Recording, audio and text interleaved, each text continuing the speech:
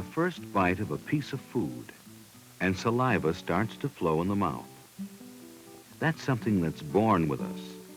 One example of an automatic reaction called a reflex. We're born with several reflexes.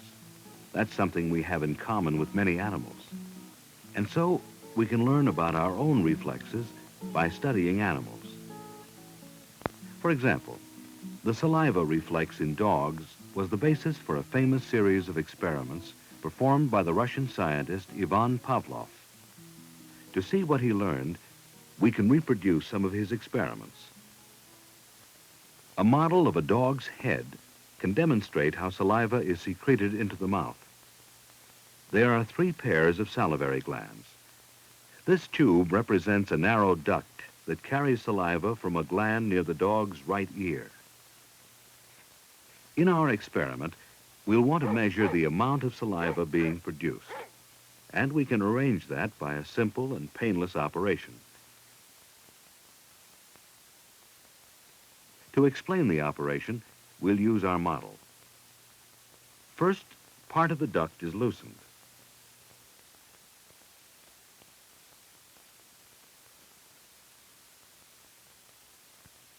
Then a small hole is made in the cheek.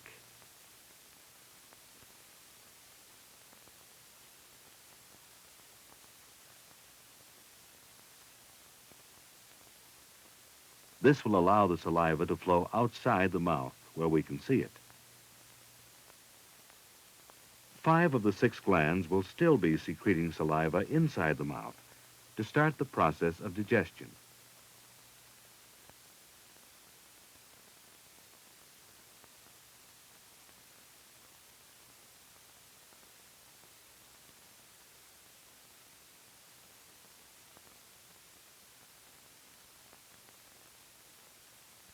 The dog can eat normally, and we can see saliva flowing, but it's difficult to measure the amount. We can correct that by attaching this simple device. Saliva will drip slowly down the slide, and we can count the drops. An adhesive will hold it in place.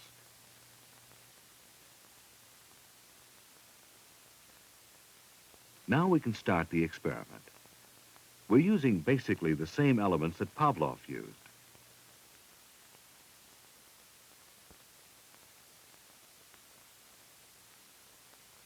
We know that the dog responds normally to food, and we can count the drops of saliva being produced.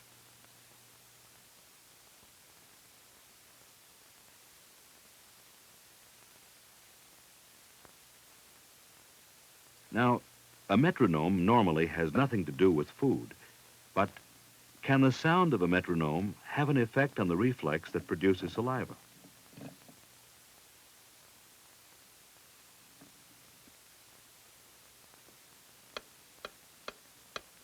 The metronome can be started and stopped by remote control. A few seconds before serving the food, we'll start the metronome.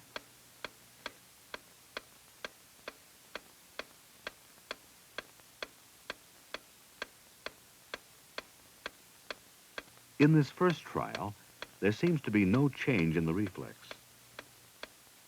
Saliva is secreted when the dog starts to eat.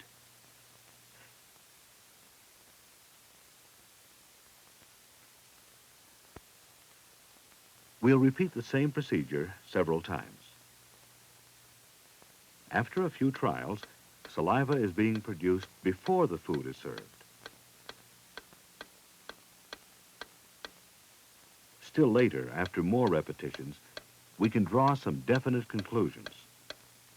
The sound of the metronome has become a stimulus that causes saliva to flow even before any food is provided. We've produced what Pavlov called a conditioned reflex. Suppose we change the tempo of the metronome. Will the dog respond to the altered stimulus? This time, no food will be given.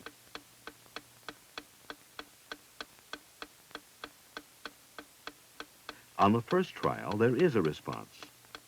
Saliva is being produced, but in a smaller quantity.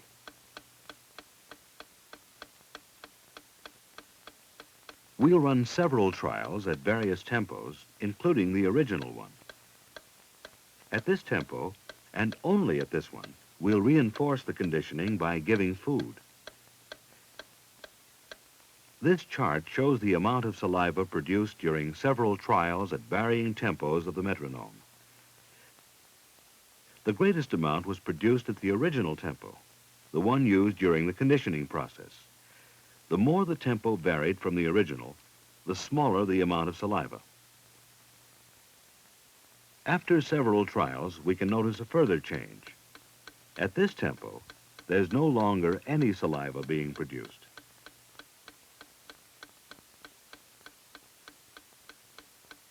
Eventually, the conditioned response becomes limited to a very narrow range, within 5 or 6 beats per minute of the original tempo. Now, is it possible to remove the conditioning entirely?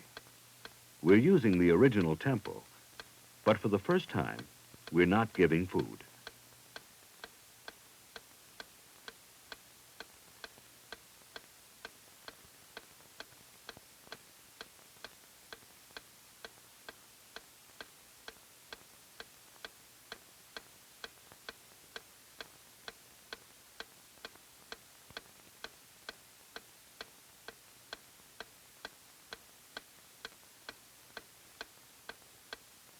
We'll run several trials in a period of a few hours, all without food. Here are the results. The conditioned response falls off, and on the 8th trial, no saliva is produced at all. But actually, the conditioning hasn't been removed as yet. On the following day, some saliva is produced on the first few trials. Finally, after several days of repeated trials without food, the conditioned response has disappeared entirely. By means of experiments like these, under controlled conditions in a laboratory, we've learned a great deal about why animals behave as they do in everyday life.